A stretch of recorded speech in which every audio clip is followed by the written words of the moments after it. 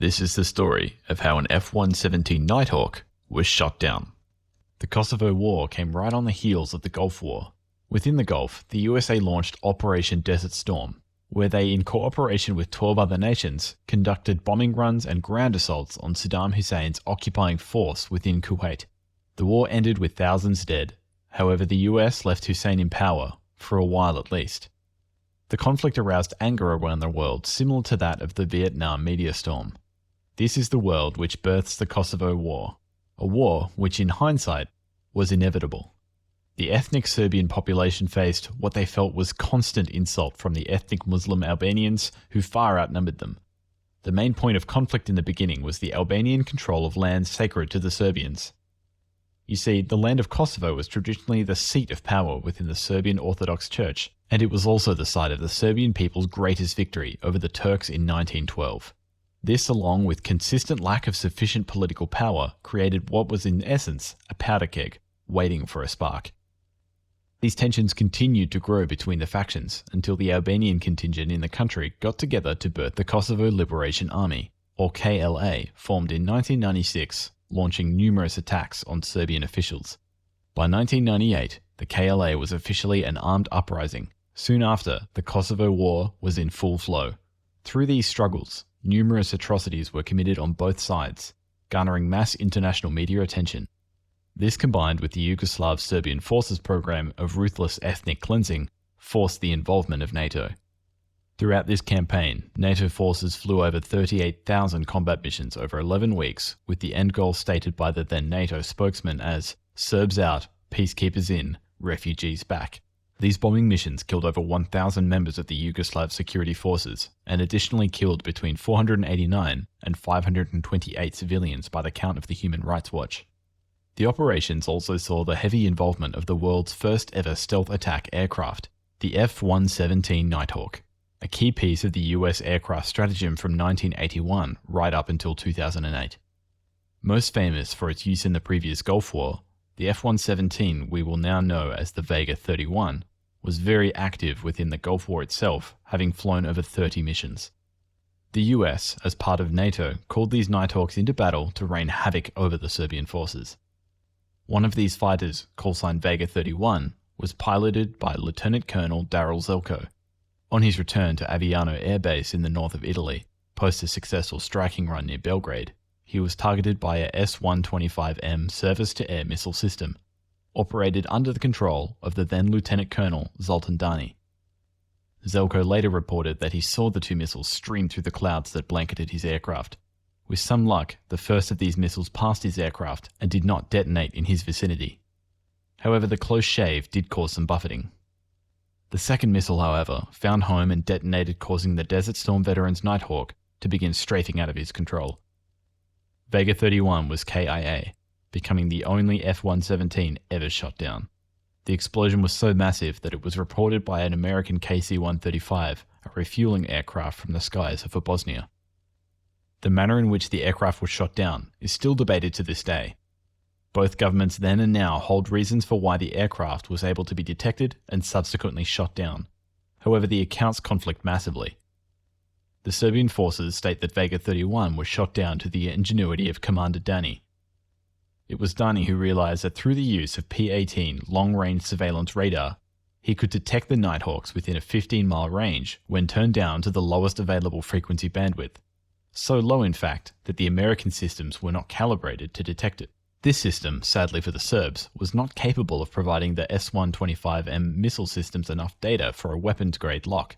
However, the aircraft was also vulnerable due to the predictable practice from the US. It was known that the NATO bombers had to follow certain routes to instigate their attacks due to the lack of radar on the F-117, and therefore follow certain routes in their return to base. The Serbians also knew, through keen observation by surveillance assets in Italy where the F-117s were based, the times within the planes would be flying these routes. All this combined with Dani's low-frequency detection system was enough, leaving it only a matter of time before one enemy missile found contact. The Americans, however, argue that normally the F-117s flew in cohort with Prowler electronic jamming planes, or F-16s firing anti-radar missiles. However, on the night in question, weather conditions made this normal escort impossible, thus exposing the aircraft to detection. This goes in hand with the Serbs' statement because on this night, due to the intelligence in Italy, the Serbs knew that the F-117 would be flying without an escort of Prowlers and F-16s. If you've liked it so far, could you like the video, as it really does help us out. The aircraft plummeted to the ground, subjecting its pilot to massive, incomprehensible measure of G-force, which made simply getting into the necessary and safe ejection position near impossible for the experienced pilot. After much struggle, he finally gained position and ejected, deploying his parachute soon after. His slow descent through the night air was excruciating for ZELKO, as he looked up at his parachute canopy only to see bright white and orange panels reflected in the moonlight, a clear indication of his location to the then mobilizing ground forces. However, pushing the panic aside, he knew what to do. The vet had trained for this kind of situation. He remained calm, immediately reaching for his survival radio. With this, he issued a call for help, screaming, "Mayday, Mayday, Mayday, Vega 31. Luckily, the refueling aircraft which had witnessed the explosion over Bosnia was able to pick up his transmission on the emergency guard frequency. This call should have been made at ground level, per the military training that ZELKO was familiar with, but his experience told him altitude, in this instant, was his friend. The altitude would give his plea the best chance of reaching comrade instruments.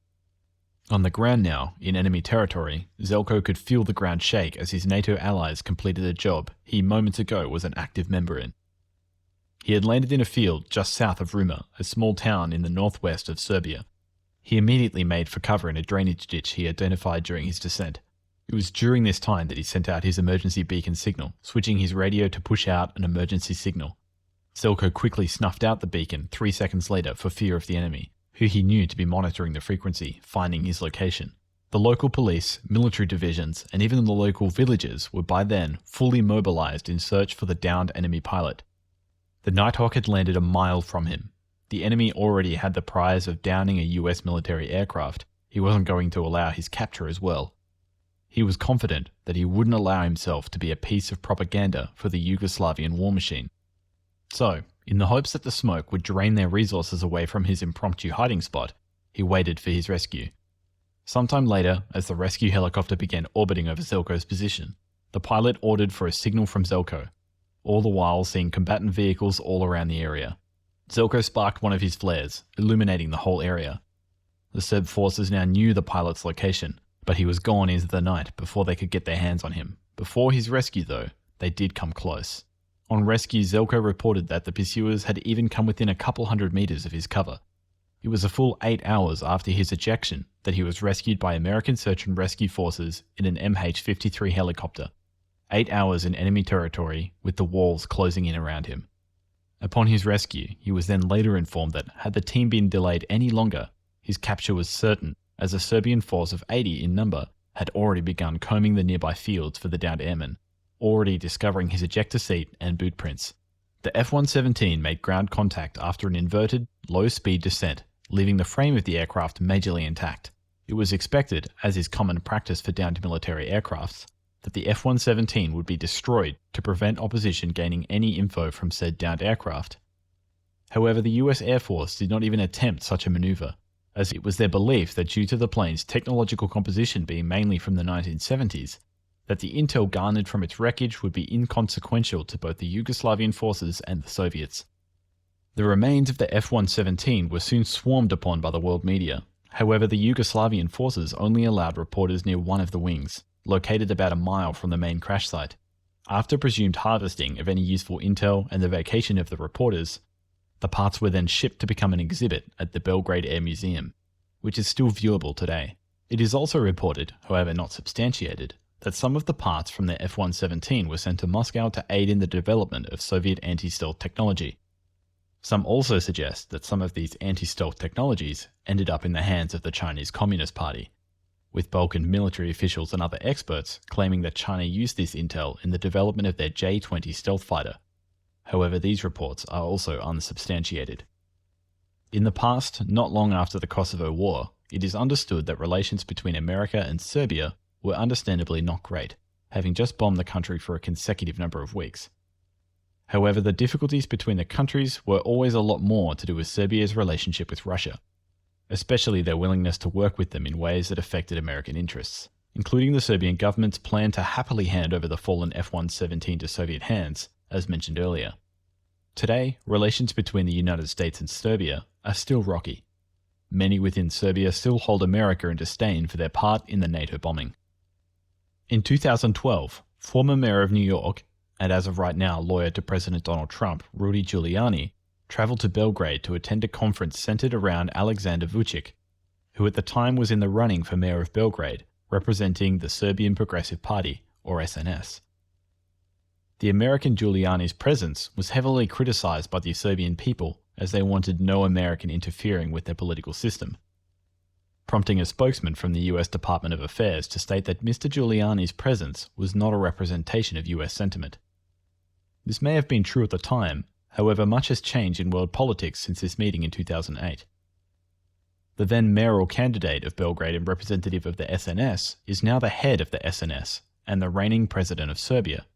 And where is Mr. Giuliani?